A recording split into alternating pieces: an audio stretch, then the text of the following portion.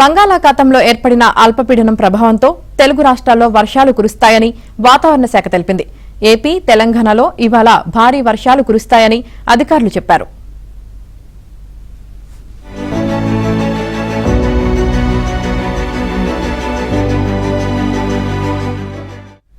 ఇవాళ ఏపీ వ్యాప్తంగా చెదురుమదురు వర్షాలు కురుస్తాయని, రాయలసీమలో అక్కడక్కడ భారీ వర్షాలు పడతాయని వాతావరణ శాఖ తెలిపింది. ఈ నెల 20 లేదా 21న వాయువ్య బంగాళాఖాతంలో అల్పపీడనం ఏర్పడుతుందని అంచనా వేసింది. పిడుగులతో కూడిన వర్షాలు కురిసే అవకాశముందని విపత్తుల నిర్వహణ సంస్థ తెలిపింది. కడప, అన్నమయ్య, చిత్తూరు జిల్లాలో భారీ వర్షాలు, పలు ఇతర జిల్లాల్లో అక్కడక్కడ తేలికపాటి నుంచి మోస్తరు వర్షాలు కురుస్తాయని పేర్కొంది.